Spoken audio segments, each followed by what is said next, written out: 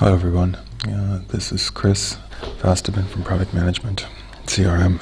In this series of demos, we're going to walk through a multi-wave, multi-channel campaign management scenario across a number of different interaction channels with the customer. And to start the demo, I'd like to start out with some segmentation. So what you see here is the new segmentation interface from CRM 7.0 that is also integrated with a T-Rex in-memory database in the background to enable fast counting. We see a customer database of roughly 9,380,000 customers, and what we see here is a waterfall segmentation allowing us to drill down into the details of a customer segment.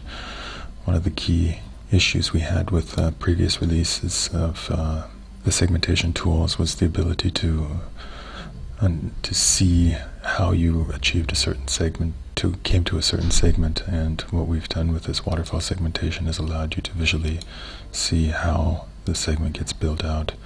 You can also take a look at the details of all of the attributes that you've used to achieve your specific segment. So in this example, for example, we have platinum loyalty customers with high retention scores and an excellent credit rating, and as well that have a relatively large household size. And that drills us down into a customer base. What you can also do is here, as you can see, this icon represents a target group, so you can drill into the details of that customer list, seeing which customers are actually in that group. The other types of icons you can see in the interface, this represents a profile, so this is a semantic description of a group of customers, and these are the filter values that allowed you to get to that specific profile. As you can see as well, the dark line highlights the path by which you got to this customer base. On the left hand side of the screen we see a favorites list, so you can take a favorite list, for example a blacklist of customers that should not be contacted, and drop them onto a target group. And here we have some further options for refining that with the intersect and union of those groups. Also we have the attribute lists that are the segmentation criteria for the customer selection. So we can see here we have some address data, and what I can do, for example, here is I can get a breakout of all of my customers based on their region where they live. In this example, in different states of the United States for the entire database. But as well, you can have a contextual information on that. So if I'm positioned on a specific node, I can see what the values are for that exact node. As you can see here, we have less values. I can also represent that as a bar chart.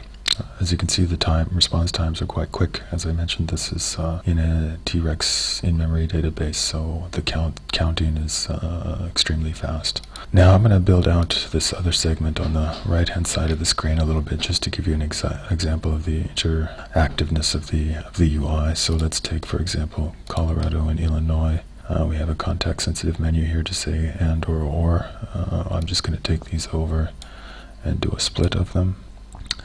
And that splits the group out into non-platinum customers in either Colorado or Illinois. Now, for an example, if I wanted to rejoin those two groups, I can perform a union or an intersect. Intersect doesn't make much sense in this case, but let's say we make a union, and that would bring those two groups back together.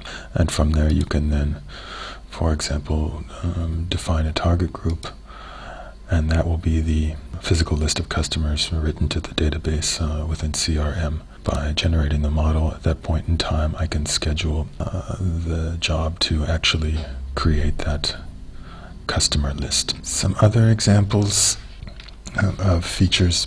Well, first off, let's take a look at the job scheduling here. You can see I can start this creation of this target group immediately, or I can set it up to be run at a certain point in time. As well, I can set up a periodic job so that these target groups get updated on a regular basis. Some other features include just some simple things for visualization like zoom. As you can imagine, these models can get quite large, so we have some zooming capability to allow you to drill in and out of the model, as well as a navigation mode to allow you to get an overview of the entire model and put the focus on a specific point in the model. As well, we have the ability to search for specific attributes for customer segmentation, as well as search for example, segments. Plus, there's some settings to allow you to, for example, set up a segmentation basis for which you would determine which basis of customers which should be used for specific segmentation models. So if you, for example, have set up segmentation bases per country or something, you could have this set up so that only those employees working in the United States have access to United States-based customers. Okay. That's it for a short overview of the segmentation, and in the next step we will go take a look at the campaign that we will be running with the high-value customer segment.